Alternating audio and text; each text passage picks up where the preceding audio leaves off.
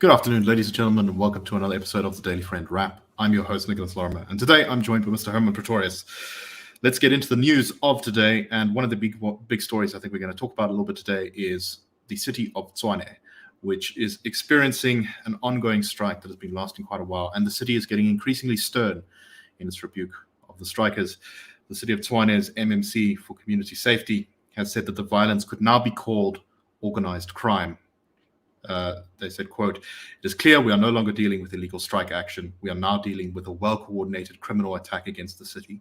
What started out as sporadic acts of violence linked to the illegal strike action has now escalated into what the coalition government believes is organized violence aimed at destabilizing Tshwane by attacking the city, its property, and its employees." He added, this has moved far beyond the point where we could have some sort of negotiation, and there needs to be decisive police intervention. There have been all sorts of attacks on city vehicles that are continuing to operate. The city spokesperson said that recently a water tanker, which was meant to be delivering water to an informal settlement, was burned and the driver was beaten. And there have been a number of other attacks on buses and cars belonging to the city and operating city services. The strike has been going on for a while. It was declared illegal some time ago, and a significant number of people have already been dismissed. But problems continue. Hermann, you're a resident of Tshwane. Can you tell us a little bit about what you think about this and how things are from your perspective? Yeah, so it has been a tough 2 months in the sense that service delivery really has come to a standstill. Especially visible is the refuse collection that doesn't function. A few kilometers from where I live, there's a organic refuse site where you can dump your, garden refuse and so on. And that piled up to such an extent that the road that runs by it, half of that road started to be covered by this garden refuse. So it just became very, very difficult to manage that. But all credit must go to my local representative.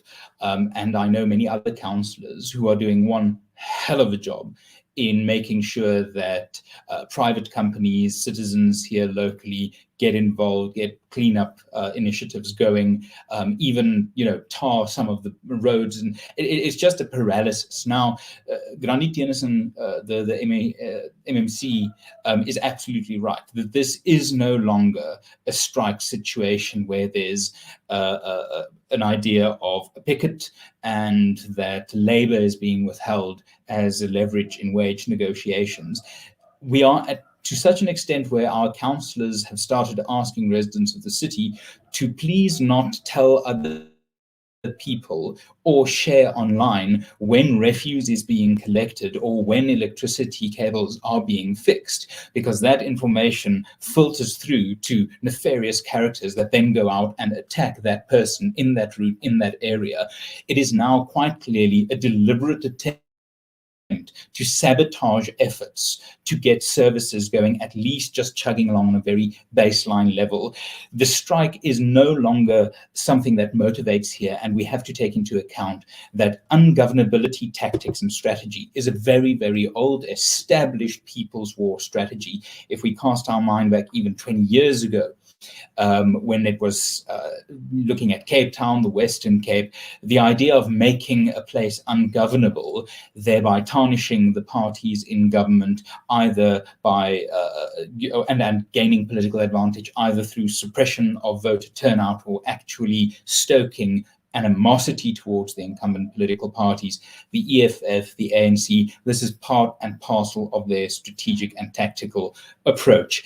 The other day, 4 municipal vehicles were set alight 2 days ago here, and that is just sabotage, because these vehicles are key to the living circumstances of especially the poorest people in the city. So this is no longer making a point or leveraging for pay. This is ungovernability tactics. I think it's no coincidence that we are, 10 months out from an election. No, I think that's exactly right. And it's a very dangerous trend to see in our politics, this kind of behavior. But it's worth remembering that such tactics were, I think, ultimately pretty unsuccessful in Cape Town and the Western Cape. And I suspect that they will end up being unsuccessful here so long as the coalition government holds firm And let us remember that one of the sort of alleged cause of the strike is this dispute over a wage increase, I think promised in 2021. The city workers said they were promised, I think it was a 5 or 6% increase. And the city of Tshwane says, we don't have the money, because they don't. Yeah. The city is in a very bad financial state.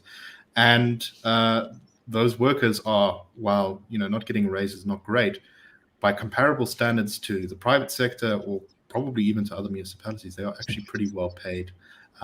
We covered on the show at one point, I think gardeners, for example, get like 20,000 Rand a month. Call center people can get up to, sort of 35,000 Rand a month. It's pretty good pay when you compare that to the average wage in Gauteng, which I think is something like 7,000 Rand a month. And a part of the problem is that it's not clear that it is the striking municipal workers, or even, these people incurring these acts of sabotage. So this is very much just, I think, a smokescreen. Create political chaos so that you can use that as a smokescreen for sabotage and destructive tactics. And it is genuinely a problem, because it really is it just gets the city deeper into a problem of fiscal stability. And we should remember that before the judicially declared illegal takeover by the ANC provincial government in 2020, Tshwane had a surplus of funding of 200 million Rand. We are now 3 billion Rand short here due to a few months of ANC takeover. This is political, it is sabotage, and I think the multi-party coalition is doing the right thing by having a spine, doubling down, because if they give in now, number one, it'll sink the fiscal position of the city. Number two, you just cede. You encourage the negotiation with terrorists. Harsh words, but I think very true. Okay, let us go on to our next story. And this is a little bit more of a positive story. And there has been a call by a group which calls itself the African Reclaimers Organization. They were founded in 2018. They say they have more than 6,000 members. And they focus on organizing the waste pickers, the informal waste pickers in the northern suburbs of Johannesburg. And they are calling on the public to assist those waste pickers by sorting their recyclable materials. So anyone who lives in our big cities, particularly I would say Joburg, has seen these guys who drag these massive bags of recycled materials from the wealthier areas, where they basically go through people's garbage and collect recycled materials. They drag those through to recycling centers where they sell the materials and make a living out of that.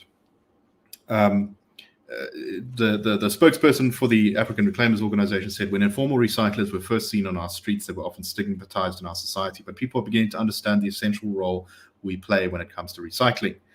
They claim that due to the efforts of these recyclers, we are now recycling in South Africa at a level comparable to countries like Sweden, where apparently we're like third in the world by some rankings. And that 90% of all collected recycled materials is done by these informal recyclers. And that about 90,000 South Africans are, according to the Council for Scientific and Industrial Research, engaging in this kind of business. It's a fascinating story of South Africans kind of stepping up and making a plan in a difficult economic environment. And this is work that pretty much anyone can do, right, Hermann? It's something that you just need to be strong and tough in order to be able to do it. I mean, not even strong and tough. Someone like me would be able to do it. So part of what makes this so valuable is it is low-skilled labor, but value add. The value it adds is significant in terms of making sure that these people, by their own initiative, they're not employed by the state, they are not employed by the government, they are essentially small businesses, very small businesses, often, just the one individual, but they add value by doing things that within the broad ecosystem of South African resource use is actually positive. And I must say that not during this time of strikes, the fact that these waste pickers in Tshwane have continued removing some of these recyclable things from just outside our homes on the road has eased that load just that bit more. And I can't claim any virtue to this. All credit goes to my wife. But we have been recycling, separating into cardboard, glass, tin, plastic. And just before the show, I told you about this one engagement where one waste picker was near my house when I came out and put out these categorized things. And he looked at me and he just said, "You're helping me." Why? He was so unused to just the basic level of someone making his life a bit easier. That man is doing something that is adding value to our resource use in South Africa. He's making a living off it. He's not begging for anyone. And perhaps the only negative thing you can say about these people, in my experience, is sometimes their trolleys do get in the way of traffic. But I really urge listeners to support these people. There are many, many informal economic scourges on South Africa where people leech. These waste pickers do not. They add value, and we should be grateful to them. And I would encourage people to heed the call from the ARO in this regard. Exactly. South Africa should be supporting all the people who are building value and uniting all of us against those who are destroying value, wherever they may be. Okay, thank you very much for listening. And I think that is a wrap for today. Have a wonderful day, everyone. Cheers.